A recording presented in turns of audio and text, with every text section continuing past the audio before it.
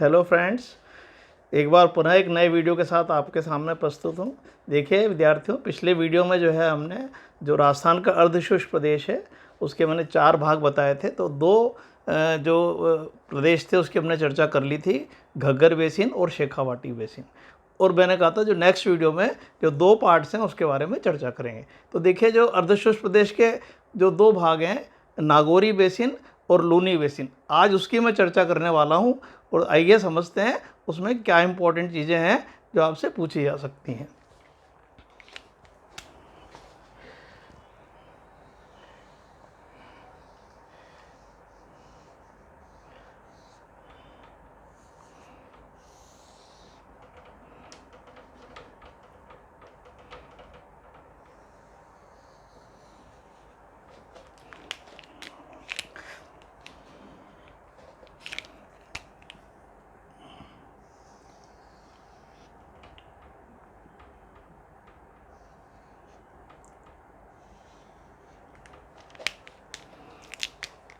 देखिए विद्यार्थी, ये तो 25 सेंटीमीटर की वर्षा रेखा है जो शुष्क और अर्धशुष्क प्रदेशों को 2 बार बांटती है ना। कितनी बार मैं आपको बता चुका हूँ।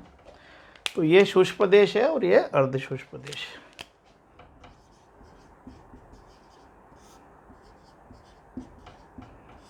और अर्धशुष्क प्रदेश के मैंने 4 भाग आपको बताए थे, है ना। ये घग्गर बेसिन है जिसकी चर्चा हम कर चुके।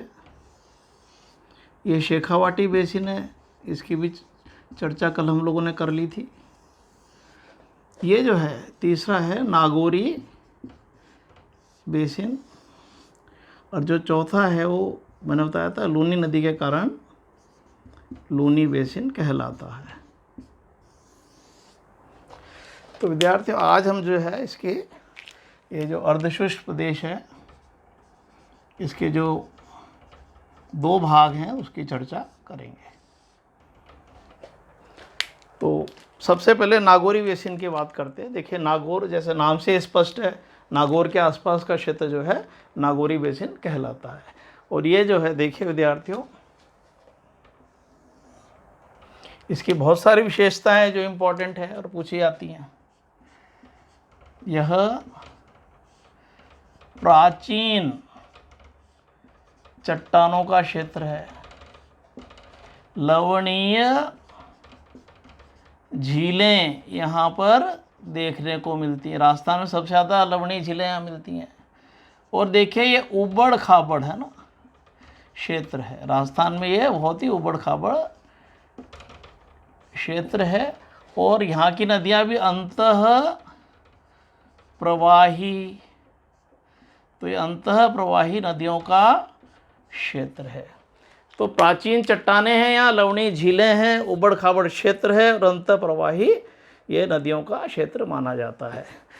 यहाँ पर ऐसी बहुत सारी नदियाँ हैं जो समुद्र में, देखिए अंतः प्रवाही नदी उसको कहते हैं जो समुद्र में नहीं जाती। जिसका जल समुद्र में नहीं जाता वो अंतः प्रवाही नदी कहलाती है। इसकी जो औसत ऊंचाई है 300 से 500 मीटर तक बताई जाती है। इसकी जो औसत ऊंचाई है वो 300 से 500 मीटर मानी जाती है। देखिए अर्धशुष्क प्रदेश में एक बांगड़ क्षेत्र भी आपने शब्द सुना होगा। बांगड़ क्षेत्र क्या होता है विद्यार्थियों? प्राचीन जलोढ़ मिट्टी का क्षेत्र, इसको हम बोलते हैं बांगड़। ज्योग्राफी में जो प्राचीन जलोढ़ मिट्टी है, कांप मिट्टी है, जहाँ नदियों का जल नहीं पहुँच पाता, उसको जो है बांगड़ कहते हैं। तो राजस्थान में आपसे कभी पूछे बांगड़ प्रदेश में कौन से ज़िले शामिल हैं, तो देखिए इसमें आपको नागौर प्लस शेखावाटी के ज़िले,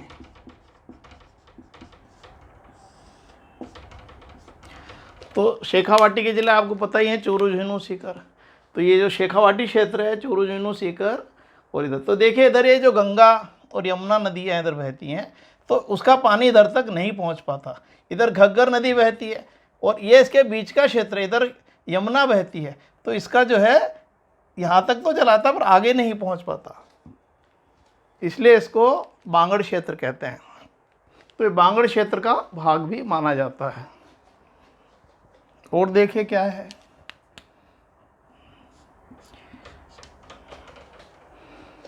यहाँ पर देखिए विद्यार्थियों, इसको देखिए हम बोलते हैं एक्चुअली नागौरी उच्च प्रदेश। इसका नाम क्या है?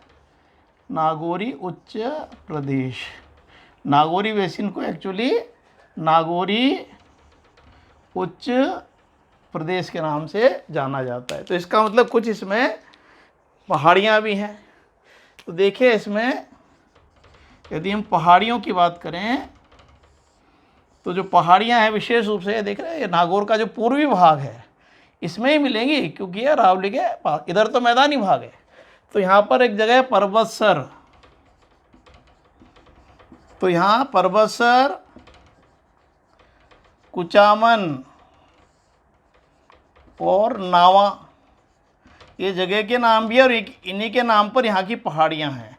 तो पर्वतसर, कुचामन और नावा की पहाड़ियों को छोड़ के और कोई ऊंची पहाड़ियाँ नहीं हैं।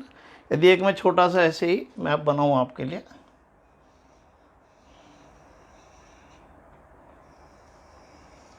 है ना, ये ऐसे टेंटेटिव मैप है समझाने के लिए।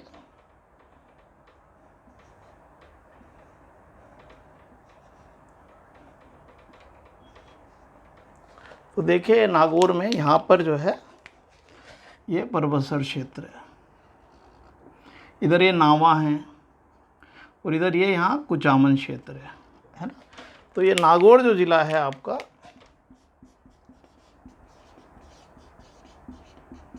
इसमें ये पर्वतसर की पहाड़ियाँ मैप पे देख लीजिएगा, इधर भी है टेंटेटिव मैप है, नावा के आसपास की पहाड़ियाँ और ये हैं कुचामन की पहाड़ियाँ। तो विद्यार्थियों इस क्षेत्र में इन पहाड़ियों को छोड़कर कोई विशेष पहाड़ी, ये एक्चुअली सारा क्षेत्र यदि आप देखें तो ये वाला अरावली का ही भाग है। यदि हम इधर देखें तो ये है ना पूरा इधर ये अरावली चल रही है। तो ये कुछ पहाड़ियाँ इसके पूर्वी भाग में स्थित हैं और इसी के नाम पर इसको नागौरी उच्च बेसिन के नाम से भी जाना जाता है।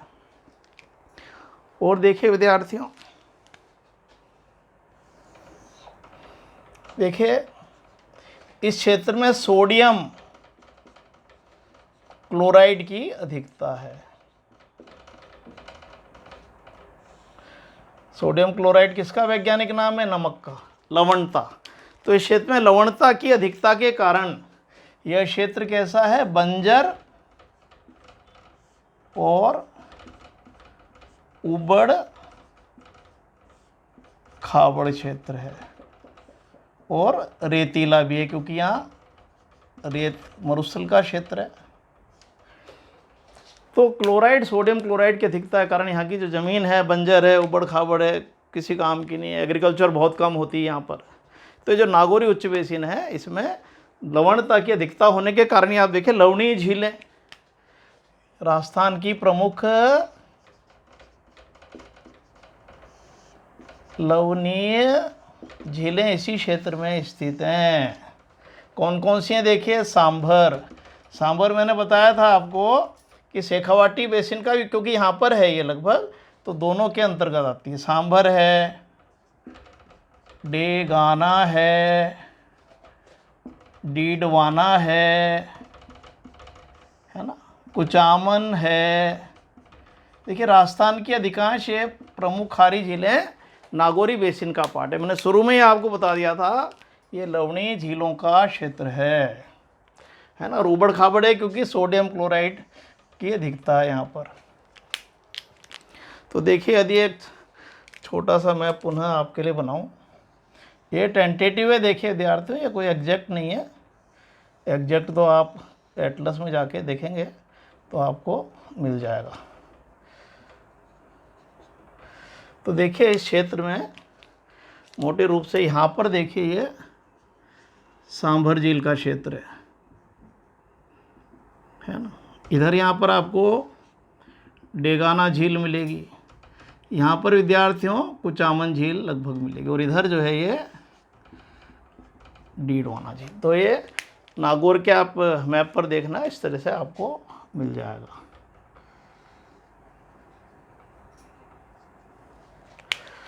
तो कौन कौन सी हो गई विद्यार्थियों? ये हो गई सांभर झील, ये हो गई कुचामन झील, है ना। एक्चुअली आपको नक्शे पे भी देखना चाहिए। डीडवाना, जितना आप मैप में देखें ना उतनी चीज़ें जल्दी याद होंगी आपको। और ये हो गई आपके डेगाना। तो ये साथियों जो है खारी झील हैं नागौर ज़िले में। और इसमें सांभर आपको पता है ये राजस्थान की सबसे बड़ी खारी झील मानी जाती। कभी आपसे पूछे राजस्थान की सबसे बड़ी खारी झील कौन सी है, तो सांभर है। और आपको पता है यहाँ केंद्र सरकार नमक बनाती है और हिंदुस्तान सॉल्ट लिमिटेड द्वारा नमक बनाया जाता है। और नावा में इसके देखिए पास में एक जगह है नावा, है ना, सांभर के पास नावा जो है, यहाँ पर नावा में एक आदर्श लवन फार्म भी, आदर्श लवन फार्म भी स्थापित किया गया है ना। मॉडर्न सॉल्ट फार्म, यदि आप देखें भाई नमक कैसे बनाया जाता है, तो यहाँ पर आप जाएंगे तो आपको सारी विधि बताएंगे कि नमक कैसे तैयार किया जाता है। तो ये क्षेत्र देखिए आप, लवणीय क्षेत्र है, ये झीलें खारी हैं, है ना। और सांभर सबसे बड़ी झील है। और सोडियम जो ये जो डीडवाना है, इसमें आपको पता है सोडियम सल्फेट का उत्पादन होता है। इसमें सोडियम सल्फेट की मात्रा ज़्यादा होती है और ये खाने के योग्य कम होता है। इसको बोलते हैं अखाद्य श्रेणी। यहाँ का जो नमक है वह अखाद्य श्रेणी का नमक है। यहाँ पर जो नमक है वो कैसा है? अखाद्य श्रेणी का। It is very important. यद्यपि ये नमक उद्योग के उसमें आएगा। तो देखिए ये जो है लवणीय झीलों का क्षेत्र। देखिए विद्यार्थियों, कुछ लोग सब कहते हैं और ये भी बताया जाता है कि यहाँ तैतीस सागर था, हम भी हमेशा बताते हैं। तो डॉक्टर एच.एस. शर्मा बड़े प्रामाणिक व्यक्ति हैं राजस्थान के, उनकी है राजस्थान का भूगोल। ये बहुत ही प्रामाणिक भूगोलवेत्ता हैं और राजस्थान का भूगोल इनका बहुत ही प्रामाणिक ग्रंथ है। तो इन्होंने ये कहा कि ये जो झीलें हैं तैतीस सागर का भाग नहीं है, ये पहले सारी मीठी झीलें थी। उन्होंने क्या कहा कि ये जो झीलें हैं पहले खारी झीलें नहीं थी, है ना, तैतीस सागर का भाग नहीं है। यहाँ पर कुछ ऐसी नमकीन चट्टानें हैं जिनसे केशिका क्रिया के कारण, जो नीचे गहराई में ऐसी नमकीन चट्टानें हैं जिससे केशिका क्रिया के द्वारा नमक ऊपर आ जाता है, जिसके कारण ये खारी हो गई हैं।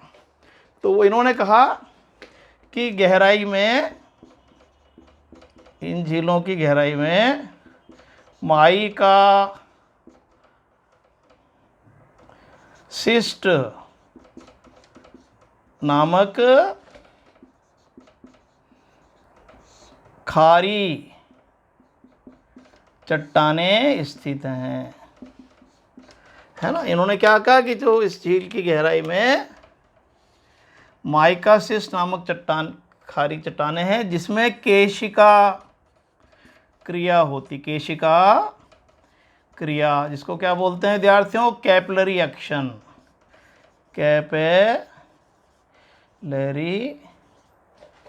एक्शन।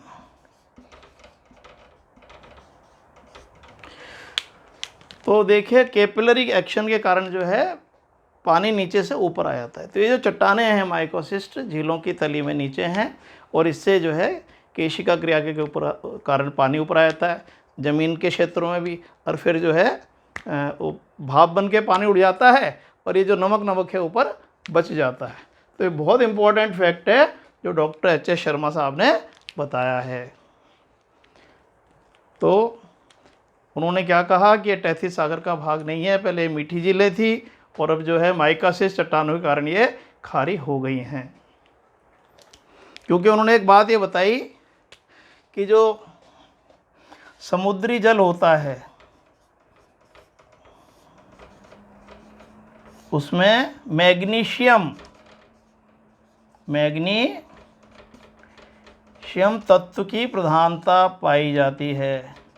समुद्री जल में मैग्नीशियम तत्व की प्रधानता पाई जाती है, जबकि यहाँ का जो नमक है उसमें मैग्नीशियम तत्व की कमी है। उन्होंने कहा यदि समुद्र का जल होता तो इसमें भी उतना ही मैग्नीशियम होना चाहिए था, परंतु उन्होंने कहा कि इसमें मैग्नीशियम तत्व की कमी है, जिससे पता चलता है कि ये तैतीस सागर का भाग नहीं है।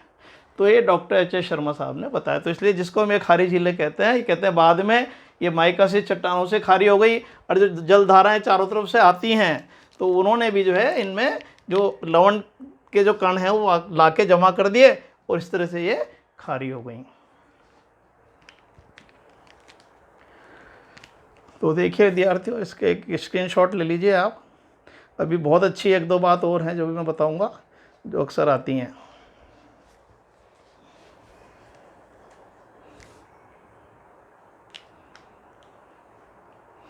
तो देखिए एक बार इसको रिवाइज कर लें। ये देखिए पूरा पश्चिमी राजस्थान है, अरावली पर्वत है, ये अर्धशुष्क प्रदेश, Ghaggar basin, Shekhawati basin, Nagauri basin, Luni basin. हम बात कर रहे हैं नागौरी बेसिन की।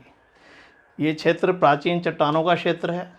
लवणी झीलें, राजस्थान में सबसे ज़्यादा लवणी झीलों का क्षेत्र है। ये उबड़ खाबड़े धरातल यहाँ का, और ये अंतः प्रवाही, यहाँ पर जो नदियाँ हैं वो अंतः प्रवाही हैं। औसत ऊंचाई 300 से 500 मीटर है। बांगड़ क्षेत्र राजस्थान में तो पश्चिम में शेखावाटी और नागौर, चूरू, झुंझुनू, सीकर और नागौर को मिला के बांगड़ क्षेत्र कहते हैं। देखिए वागड़ वो अलग है, राजस्थान में डूंगरपुर, बांसवाड़ा वागड़ क्षेत्र कहलाता है। ये भौगोलिक क्षेत्र है बांगड़। और यहाँ जो पहाड़ियाँ हैं पर्वतसर में हैं, कुछ आमन में हैं और नावा में। यह अरावली के निकट का क्षेत्र है, पूर्वी नागौर, इसलिए ये पहाड़ियाँ यहाँ पर स्थित हैं। सोडियम क्लोराइड की अधिकता करने यहाँ की ज़मीन बंजर और उबड़ खाबड़ है, खेती योग्य नहीं है, ज़्यादा खेती इस क्षेत्र में नहीं होती है ना, और रेतीला ये प्रदेश भी है। लवणी झीलों में सांभर देखिए इधर अजमेर है और इसके इधर जयपुर, तो ये अजमेर, जयपुर, नागौर के बीच में पड़ती है। और डेगाना हो गई, डीडवाना हो गई, कुछ ये झील। तो डॉक्टर एच.एस. शर्मा साहब ने क्या कहा कि ये तैतीस सागर का भाग नहीं है।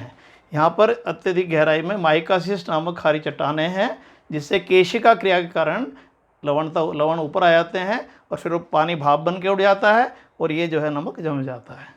और ये क्योंकि उन्होंने कहा कि समुद्री जल में मैग्नीशियम तत्व की प्रधानता होती है, जबकि इसमें मैग्नीशियम तत्व की कमी है, इसलिए जल समुद्री जल नहीं है। और नावा में सांभर झील के पास एक कस्बा है, आदर्श लवण फार्म स्थित है। देखिए इधर का मैं मिटा देता हूँ फिर आपको।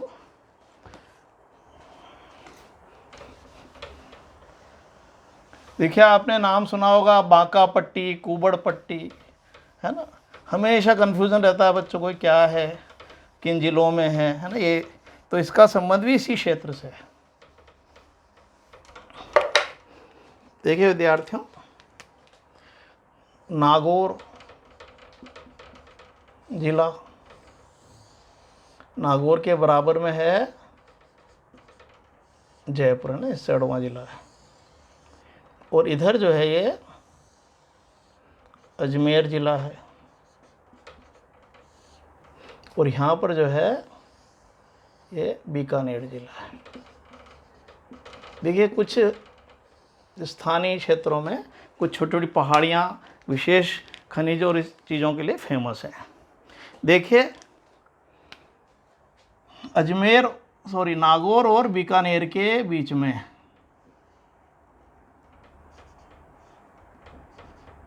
है ना एक है मंगलोद श्रेणी। क्या है मंगलोद श्रेणी? गोट मंगलोद आपको पता है नागौर में बड़ा फेमस है, और उसके आसपास की जो पहाड़ियाँ जो बीकानेर तक जा रही हैं उसे मंगलोद श्रेणी के नाम से जाना जाता है। और आपको पता है भारत में सबसे ज़्यादा जिप्सम जो है नागौर ज़िले में मिलता है, और नागौर में भी जो गोठ मंगलोद है वो सबसे ज़्यादा फेमस है। तो ये श्रेणी किसके लिए फेमस हो गई? जिप्सम के लिए। तो राजस्थान में मंगलोद श्रेणी जिप्सम के लिए बहुत प्रसिद्ध है, जो नागौर से बीकानेर के बीच में स्थित है। और ये बहुत हार्ड होती है इसकी सरफेस, इसको हार्ड पैन के नाम से भी जाना जाता है। हार्ड पैन, कभी आपसे पूछे हार्ड पैन जिला, हार्ड पैन का संबंध किन जिलों से है ना? तो हार्ड पैन का संबंध किससे हुआ? जिप्सम से और मंगलोद श्रेणी से। ठीक है। इसी तरह से देखिए जयपुर और नागौर इसके बीच में है ना, आपको पता है यहाँ पर मकराना है ना? नागौर में मकराना को आपको पता है मार्बल सिटी के नाम से जाना जाता है ना? तो इधर से यहाँ पर जो है इस मकराना के नाम पर इस श्रेणी का नाम पड़ा है मकराना श्रेणी। मकराना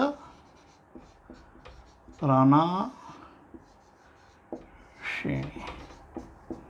तो देखिए मकराना श्रेणी किसके लिए फेमस है? संगमरमर के लिए, मार्बल।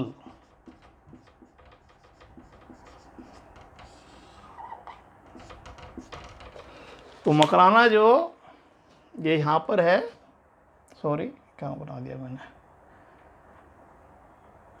हाँ मकराना श्रेणी है ना ये, तो सॉरी मकराना तो यहाँ पर श्रेणी का नाम मैंने लिखा है, सॉरी। ठीक है, बिल्कुल। तो ये वही मकराना श्रेणी है ना, किसके बीच में है? ये नागौर और जयपुर में। और किसके लिए फेमस है? संगमरमर के लिए, वाइट मार्बल। और विद्यार्थियों को पता है यहाँ का जो संगमरमर है, जो 7 महान आश्चर्यों में से जो ताजमहल है उसका निर्माण जो है मकराना के सफ़ेद संगमरमर से ही हुआ है। तो ये मकराना श्रेणी हो गई जयपुर नागौर के बीच में, मंगलोद श्रेणी हो गई बीकानेर नागौर। और इधर देखिए एक जायल तहसील से इधर तक एक श्रेणी फैली है, जिसको जायल के नाम पर जायल श्रेणी कहा जाता है।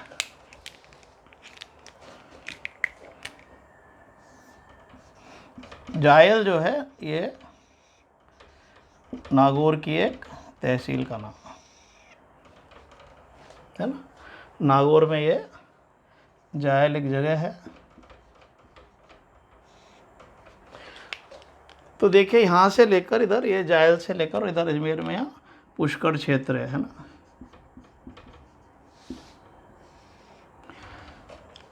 तो नागौर से पुष्कर तक के क्षेत्र में ये जायल श्रेणी फैली हुई है। और देखिए विद्यार्थियों ये फ्लोराइड के लिए फेमस है, बहुत इंपॉर्टेंट पॉइंट है यहाँ पर। ये क्या है? फ्लोराइड की पट्टी। फ्लोराइड की क्या है विद्यार्थियों? ये बेल्ट है। फ्लोराइड का वैसे सबसे ज़्यादा उत्पादन तो डूंगरपुर ज़िले में होता है, मांडो की पाल में है ना। और वहाँ एक संयंत्र भी है इसका, फ्लोराइड बेनिफिशिएशन संयंत्र है राज्य सरकार का। तो देखिए पश्चिमी राजस्थान में आपको पता है कि ये इस क्षेत्र में नागौर और अजमेर ज़िले में जो फ्लोराइड है, इसके कारण यहाँ के लोगों को कुबड़ हो गया, तो इसलिए इसका नाम पड़ा कुबड़ पट्टी है ना। बहुत आता है। तो कुबड़ पट्टी के ज़िले हो गए नागौर और अजमेर। और इसको क्या कहते हैं? बांका पट्टी, क्योंकि यहाँ बांके तिरछे हो गए लोग वाग।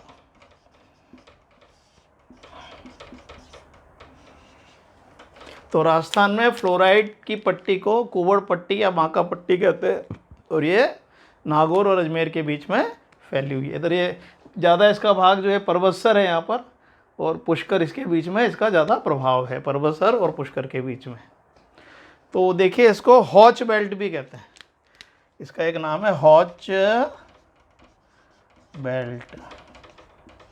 देखिए यार, तो बहुत इंपॉर्टेंट चीज़ें हैं ये। इसको पट्टी को हॉच बेल्ट के नाम से भी जाना जाता है। तो मंगलोद श्रेणी, देखिए मंगलोद श्रेणी बीकानेर नागौर के बीच जिप्सम के लिए फेमस है। और इसको हार्ड पैन कहते हैं। हार्ड पैन का मतलब है बीकानेर नागौर का जिप्सम प्रभावित क्षेत्र। मकराना श्रेणी जयपुर नागौर के बीच जो संगमरमर के लिए फेमस है।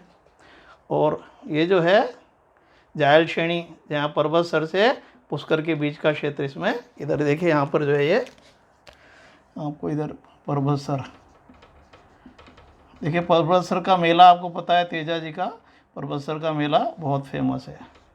तो पर्वत सर से पुष्कर के बीच इसका ज़्यादा प्रभाव है। और जायल तहसील के नाम पर जायल श्रेणी बोलते हैं इसको।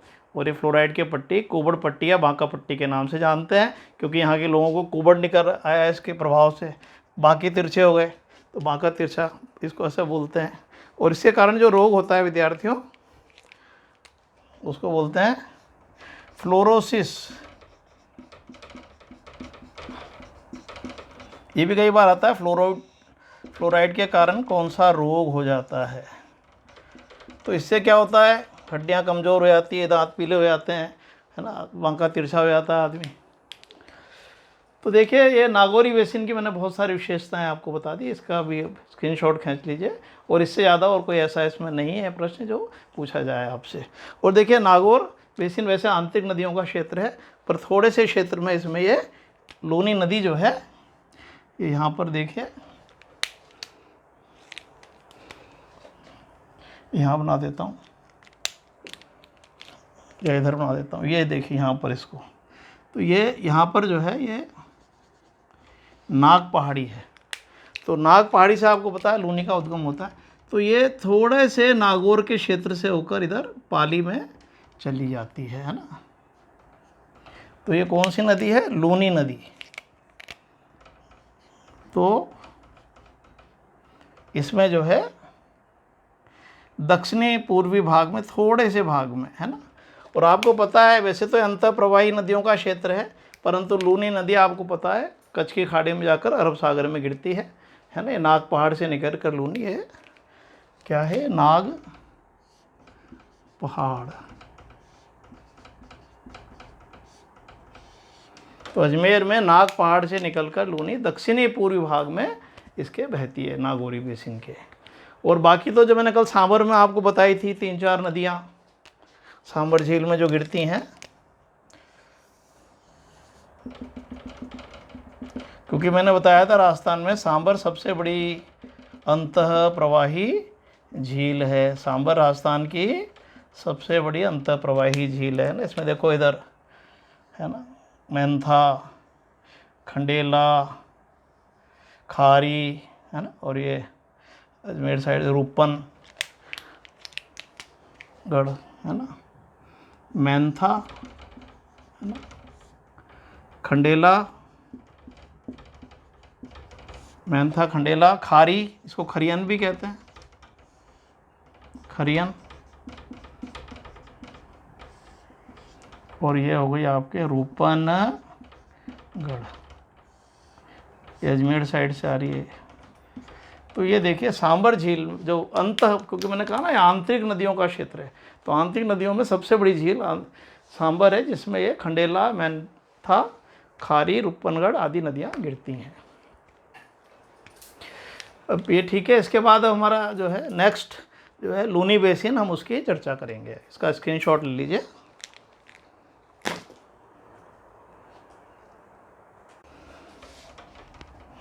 देखिए विद्यार्थियों, अभी अब हम लूनी बेसिन की चर्चा करते हैं, है ना।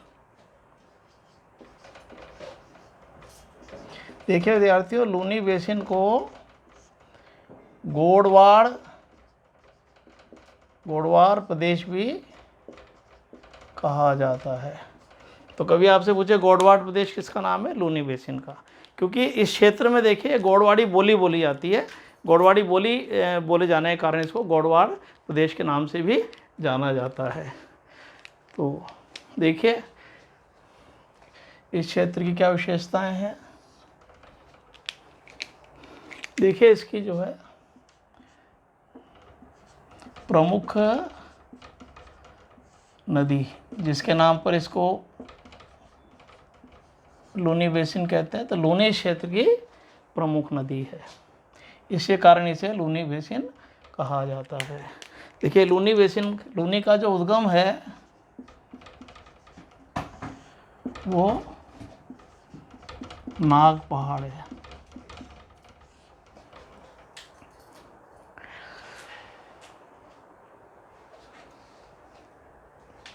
नाग पहाड़ कहाँ पर है, मैंने बताया था ना आपको, अजमेर में है।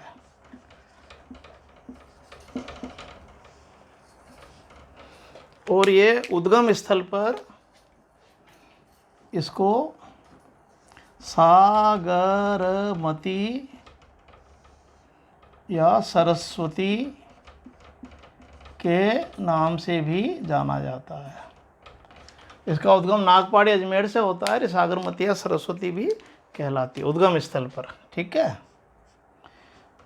इसका जो प्रवाह क्षेत्र है, प्रवाह की दिशा, इस नदी की प्रवाह की दिशा जो है दक्षिण पश्चिम है। ये राजस्थान में दक्षिण पश्चिम में बहती है। अभी देखिए मैं मैप बना के समझाऊंगा आपको। तो इसकी जो प्रवाह की दिशा है वो दक्षिण पश्चिम की ओर है। इसका मुहाना, क्योंकि इसका मेन चीज़ ये लूनी से ही संबंधित है, तो ये कच्छ का जो रण है गुजरात में, वहाँ पर जाकर लुप्त हो जाती है ना। कच्छ का रण में लुप्त हो जाती है। देखिए इसका मैप बना ही दूँ मैं।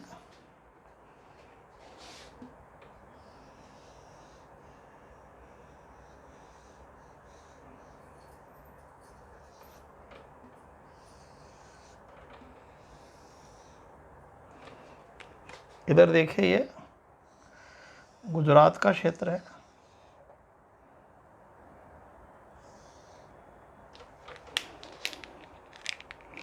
तो ये जो है देखिए अजमेर में इसका उद्गम नागपाड़ी से होता है। और यहाँ से देखिए ये नागौर ज़िले में होकर फिर पाली, फिर जोधपुर, बाड़मेर, जालोर होते हुए आप देख रहे हैं ये कच्छ के रण में चली जाती है। ये जो गुजरात का ये क्षेत्र है, एक दलदली क्षेत्र है। यहाँ इसको कच्छ का रण कहा जाता है। ये भारत का सबसे बड़ा रण कहलाता है। तो ये नदी कच्छ के रण में चली जाती है। और वर्षा काल में देखिए इसका जल जब ज़्यादा हो जाता है तो ये जो खाड़ी है इसको हम बोलते हैं कच्छ की खाड़ी। और फिर बाद में क्या जाएगा विद्यार्थियों? अरब सागर। अरब, तो ये जो प्रवाह क्षेत्र है ये आप देखें अरब सागर से जुड़ा हुआ है। तो देखिए जो ये लूनी का जो और गोड़वार बेसिन है,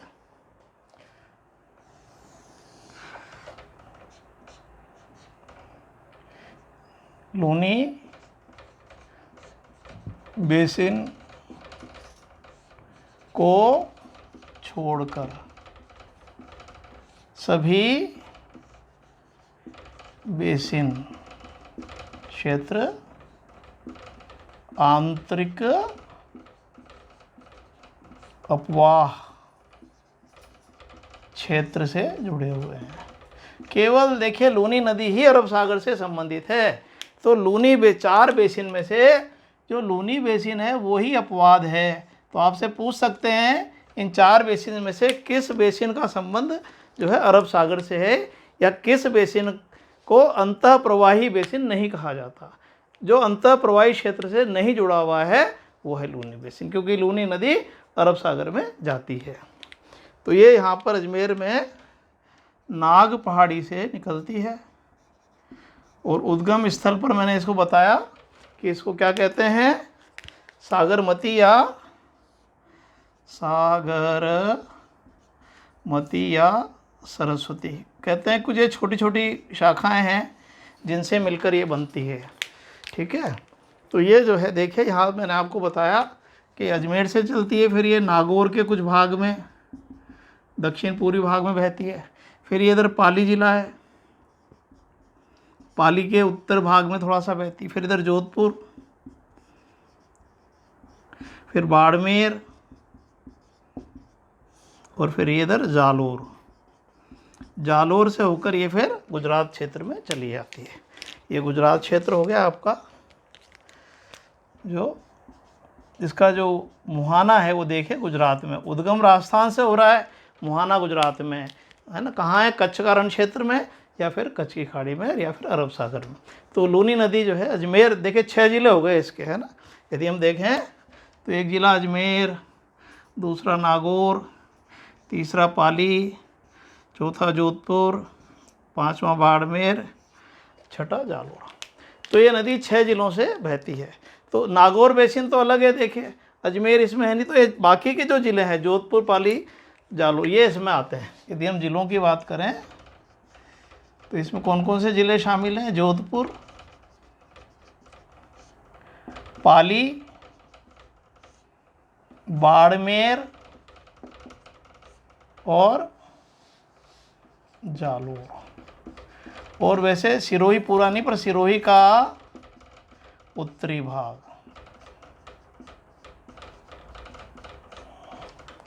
क्योंकि सिरोही में ये लूनी नदी नहीं बहती, पर उसकी कुछ सहायक नदियाँ इसमें आकर जरूर मिलती हैं। तो ये देखिए जो लूनी बेसिन है, इसका उद्गम, लूनी नदी का उद्गम नागपहाड़ी अजमेर से होता है। उद्गम स्थल पर सागरमती या सरस्वती कहलाती है। मुहाना कच्छ की खाड़ी या कच्छ का रण या अरब सागर है। इसकी देखिए विद्यार्थियों जो लंबाई है वो कुल लंबाई तो 495 किलोमीटर है, पर राजस्थान में इसकी लंबाई 330 किलोमीटर है। और ये पश्चिमी राजस्थान की सबसे बड़ी नदी कहलाती है। पश्चिम राजस्थान की सबसे लंबी नदी आपसे पूछे तो लूनी है, ठीक है।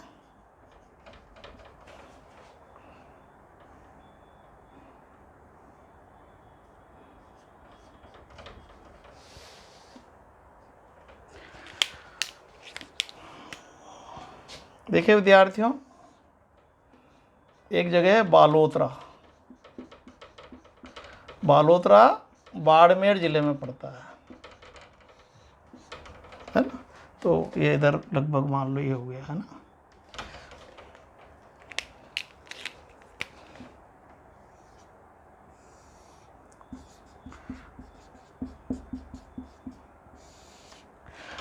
तो देखिए विद्यार्थियों, ये पहाड़ी, यहाँ पर जो है पहाड़ी क्षेत्र अरावली पर्वत और उसकी श्रृंखलाओं से निकलती है। तो ये पहाड़ी अपवाह बालोतरा तक इसका जो प्रवाह है वो पहाड़ी क्षेत्र का है, और इसलिए इसका जल मीठा है। पहाड़ी अपवाह तंत्र है यहाँ तक। और इसके बाद ये जो है जैसे जैसे गुजरात की ओर जाती है, तो देखिए इधर से दक्षिणी पश्चिमी भाग से नदियाँ आती, सॉरी हवाएँ आती हैं, मैंने पहले बताया। और इस क्षेत्र में जो ये रेत का विस्तार है, ये कच्छ के रण क्षेत्र से, है ना, समुद्र के तटवर्ती क्षेत्रों में जो नदियाँ उसको हवाएं उड़ाकर इधर ले आती हैं और रेत को बिछा देती हैं। तो इनके साथ साथ जो समुद्री हवाएं जो आती हैं उसके साथ लवणता का अंश भी आ जाता है। और ये जो है धीरे धीरे ऊपर जैसे जैसे आते हैं आर्द्रता खो देती हैं, ये हवाएं आर्द्रता खो देती हैं। जैसे जैसे शुष्क होती हैं तो इसमें जो लवणता के कण हैं वो नीचे बैठ जाते हैं यहाँ पर। और इसके कारण, क्योंकि यहाँ तक तो इनका प्रभाव ज़्यादा रहता है बालोतरा, इसके बाद इसका प्रभाव नहीं होता, इसलिए बालोतरा के आगे इसको खारी नदी और इससे पहले इसको मीठी नदी कहते हैं। तो इसको आधी मीठी और आधी खारी नदी कहा जाता है। तो बालोतरा बाड़मेर तक तो कैसी हो गई? मीठी, और इसके आगे खारी। बालोतरा बाड़मेर तक, बालोतरा तक मीठी, है ना, मैंने लिख दिया ताकि याद रहेगा। और इसके आगे कैसी हो जाएगी? खारी। बालोतरा तक मीठी और फिर आगे खारी। तो इसे आधी मीठी आधी खारी। और इसके फिर बहुत सारे उपनाम वगैरह हैं, है ना। अंतः सलीला भी कहते हैं, है ना, वेदों में से अंतः सलीला कहते हैं, है ना। और इसको लवणवती भी कहते हैं, है ना। इसके बहुत सारे नाम हैं। तो इसलिए जो है वो अपन नदियों का जो चैप्टर आएगा उसमें करेंगे। और एक इसकी देखिए सहायक नदियाँ देख लेते हैं कौन कौन सी हैं। हालांकि ये नदियों के चैप्टर में आएगा। इसकी बहुत सारी सहायक नदियाँ हैं, है ना। जवाई है, जवाई बड़ी फेमस है। बांडी है, खारी है। खारी देखिए बनास की भी है और इसकी भी है ना। बांडी और खारी ये बनास में भी सहायक नदियां हैं और यहाँ पर भी हैं। मीठड़ी है, सूकड़ी है, जोजरी है, सागी है, गुहिया है, है ना, फिर बहुत सारी नदियाँ। तो इसकी सहायक नदियाँ जवाई, बांडी, खारी, मीठड़ी, है ना, सुकड़ी, जोजरी, और एक और है लीलड़ी, है ना, लीलड़ी भी है।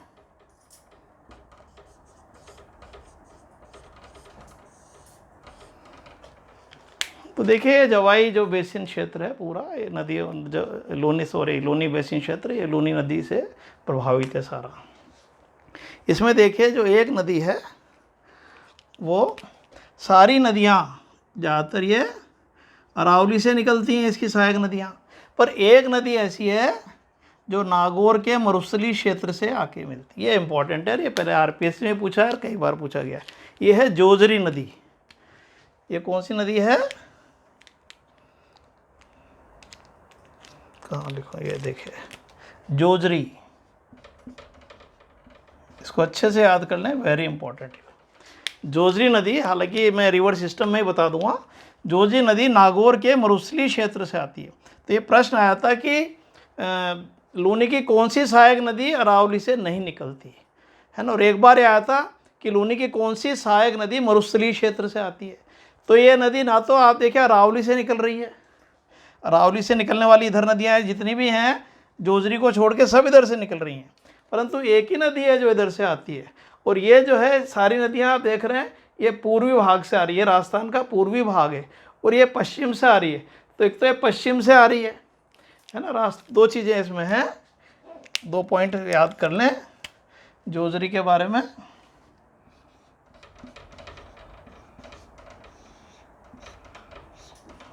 है ना, एक तो ये पश्चिम से आती है, ठीक है,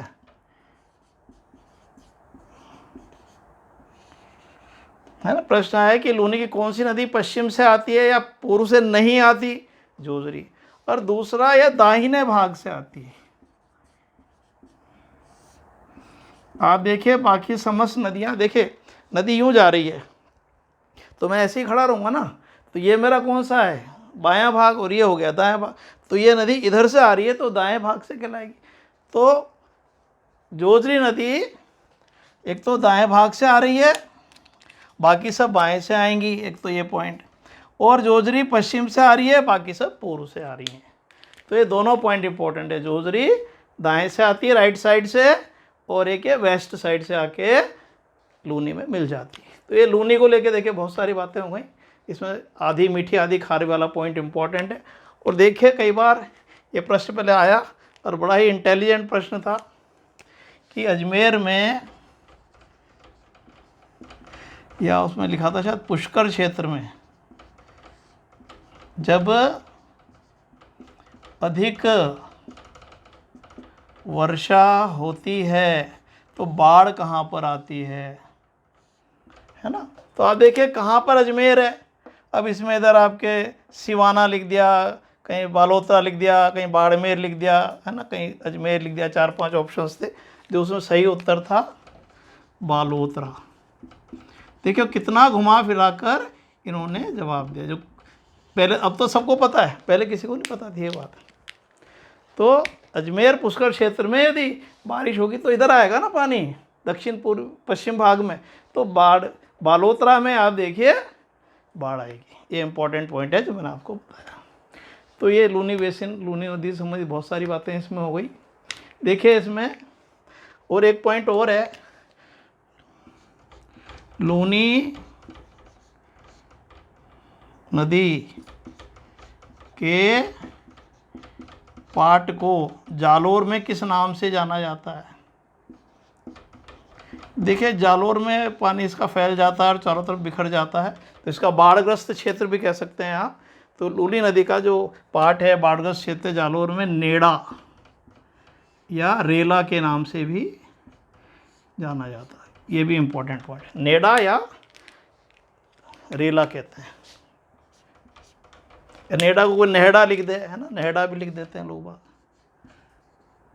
तो ये भी इम्पोर्टेंट पॉइंट है कि जालोर में लूनी नदी के बाढ़ग्रस्त क्षेत्र को नेड़ा, रेला, ये मैंने रेला लिखा है ना, या नेहड़ा भी कहते हैं। देखिए विद्यार्थियों, है ना, और ये गोडवार बेसिन मैंने बता दिया, इस क्षेत्र में गोडवाड़ी बोली जाती है। और देखिए ये जो क्षेत्र है अरावली पर्वत से और लूनी नदी के बीच, ये बीच में बहुत ही उपजाऊ क्षेत्र है और इस क्षेत्र में काफ़ी अच्छी खेती भी होती है, इस बात को ध्यान रखें। लूनी लूनी और अरावली के बीच में आप देखें बहुत सारी नदियाँ आ रही, तो ये काफ़ी उपजाऊ क्षेत्र है।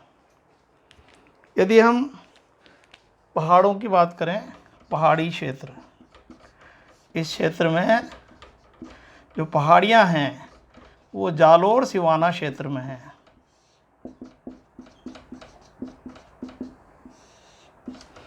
जो जालोर और सिवाना का क्षेत्र है इसमें ये पहाड़ियाँ पाई जाती हैं।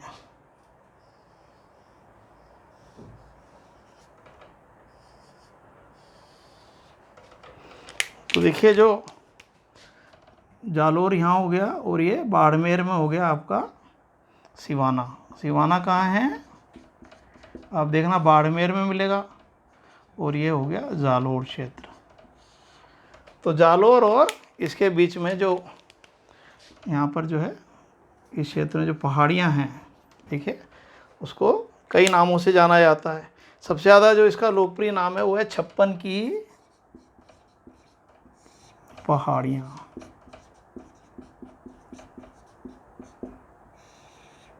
तो 56 की पहाड़ियाँ जो हैं वैसे ये इस क्षेत्र के बीच को बोलते हैं, पर जिला आपसे पूछा जाए तो आपको बाड़मेर ही करना है क्योंकि इसका ज़्यादा भाग बाड़मेर में पड़ता है। तो 56 की पहाड़ियाँ जो हैं ये लूनी बेसिन क्षेत्र में स्थित है। यद्यपि ये अरावली पर्वत की बिखरी हुई पहाड़ियाँ हैं पर ये इस बेसिन क्षेत्र में स्थित हैं। और ये जो है देखिए विद्यार्थियों, ये ऐसे डोम शेप टाइप हैं, ऐसे इनके जो शिखर हैं वो ऐसे डोम शेप टाइप है, इस टाइप की पहाड़ियाँ हैं। और देखिए मैंने आपको, और ये जो है इनकी जो चट्टानें हैं वो ग्रेनाइट, ये किससे बनी है, ग्रेनाइट और रायोलाइट,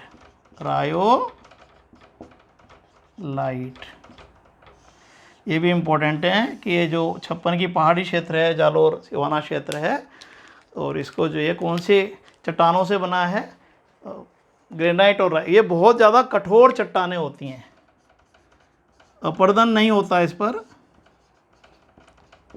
आपको पता है ग्रेनाइट आग्नेय चट्टान है, लावे से बनी है, लावे से बनी हुई है ना। और इसको जो है मैंने आपको पहले बताया था कि इस क्षेत्रों में डोम शेप जो इस तरह के आकार के है ना, गुंबदाकार स्वरूप जो मिलते हैं वो इंसेलबर्ग कहलाते हैं ना। मैंने पहले भी आपको बताया था कि यहाँ पर जालोर में विशेष रूप से इंसेलबर्ग, मैंने बताया था जर्मन भाषा का शब्द है जिसका अर्थ है पर्वतीय द्वीप या द्वीपीय पर्वत, है ना। आप उसमें देख लीजिए, मैंने पहले जो शुष्क प्रदेश है उसमें इंसेलबर्ग को बताया था। मरुस्थलीय क्षेत्रों में मैंने बताया था चट्टानें, जो खड़ी चट्टानें पर्वतीय या द्वीप या डोम शेप टाइप रहती हैं उनको इंसेलबर्ग कहते हैं। तो जालोर में और इसके ये बाड़मेर वाला जो क्षेत्र है सिवाना वगैरह, इधर आपको है ना, यहाँ पर यदि आपसे पूछे इंसेलबर्ग कहाँ मिलेंगे, या तो जालोर आएगा या फिर बाड़मेर आएगा। तो राजस्थान में जो इंसेलबर्ग के उदाहरण है वो हमें जालोर में ग्रेनाइट और रायोलाइट चट्टानों में देखने को मिलते हैं, क्योंकि बहुत कठोर है और इनका अपरदन नहीं हो पाता, अरे डोम शेप टाइप। और ये भी आप जो देख रहे हैं 56 की पहाड़ियाँ सारी ग्रेनाइट पत्थर की ही बनी हुई है, और ये भी आप देखिए ऐसे ही लगता है जैसे इंसेलबर्ग टाइप हो। तो ये सारी जो है डोम शेप टाइप, ये क्या है ना, ऐसे बिल्कुल डोम शेप टाइप लगती है।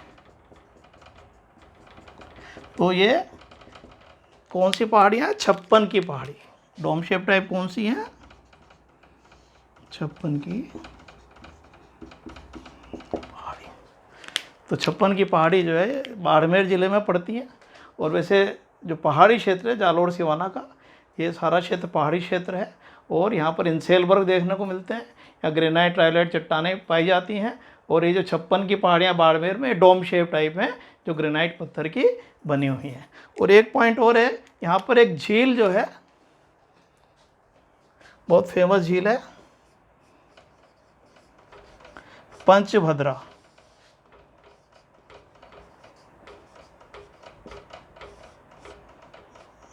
इस क्षेत्र में ये बाड़मेर में पड़ती है ना। जैसे उधर आपको मैंने नागौरी क्षेत्र में बताया था, बहुत सारी झीलें हैं। तो पंचभद्रा बहुत फेमस झील है जो लूनी बेसिन क्षेत्र में है। और ये जो है इसका जो नमक है सर्वश्रेष्ठ नमक के लिए ये जानी जाती है। 98% मात्रा सोडियम क्लोराइड की है। 98% मात्रा किस फ्लोराइड सोडियम क्लोराइड का नमक यहाँ पर पाया जाता है, जो सबसे अच्छा माना जाता है। और बाकी इसकी चर्चा जो है मोर जो झीलें आएंगी या फिर नमक उद्योग आएगा उसमें इसकी अपन चर्चा करेंगे। तो विद्यार्थियों इसका एक स्क्रीनशॉट खींच लीजिए। और मैंने आपको देखिए बहुत सारी विशेषताएं बताई है ना, एक बार और इसको रिवाइज करा देता हूँ।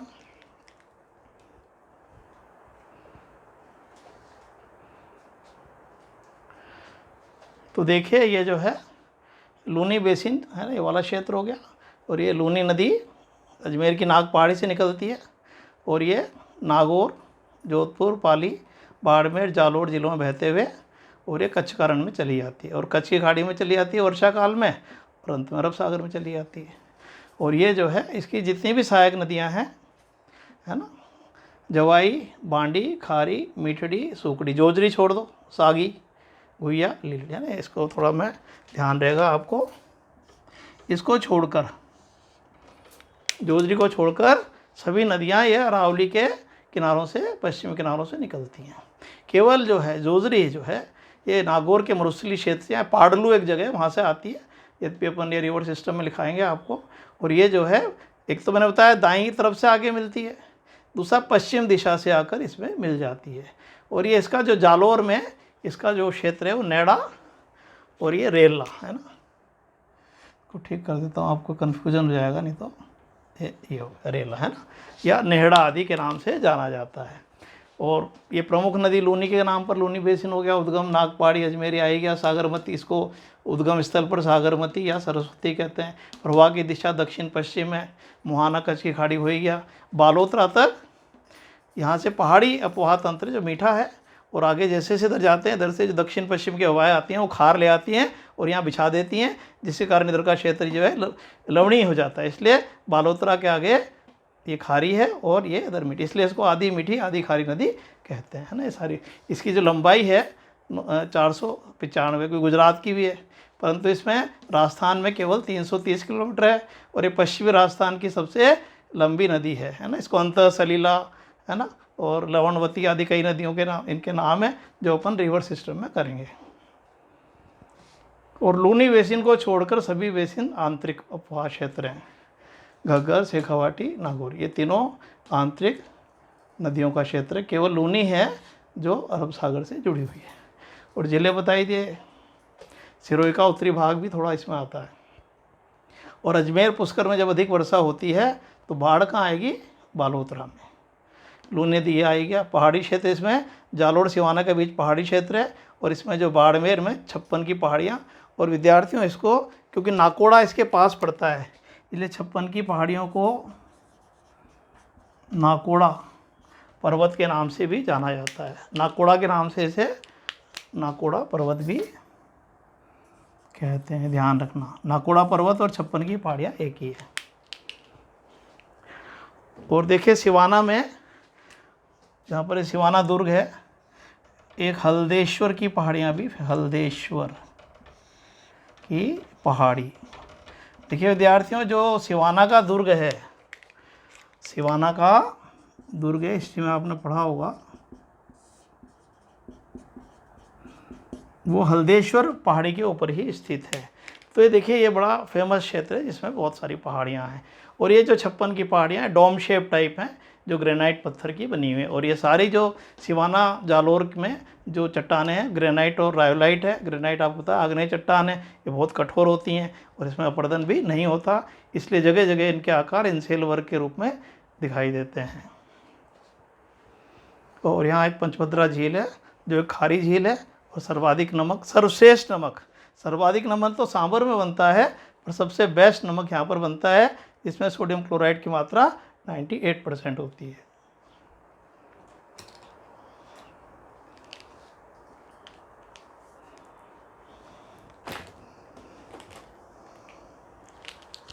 इसका स्क्रीनशॉट खींच लीजिए।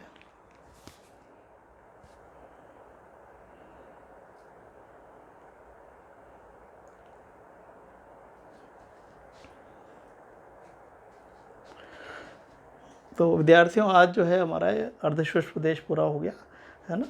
तो अब इसके बाद जो हमारा नेक्स्ट वीडियो होगा वो अरावली पर्वत से संबंधित होगा। और ये मैंने बहुत देखे डिटेल में बताया है आपको, और इस वीडियो को 2-4 बार आप अच्छे से देखें। बहुत सारे प्रश्न इसमें जो है आपसे पूछे जाएंगे। और ज्योग्राफी यदि हमें अच्छी समझनी है तो फिजियोग्राफी समझना बहुत ज़रूरी होता है, क्योंकि फिजियोग्राफी समझने पर ही राजस्थान का भूगोल हमें अच्छा समझ में आता है। तो मैंने बहुत अच्छा सा बता दिया है ना। इसको अच्छे से पढ़ना, याद करना। मिलते हैं नेक्स्ट वीडियो में, ठीक है। तब तक के लिए थैंक यू, बाय।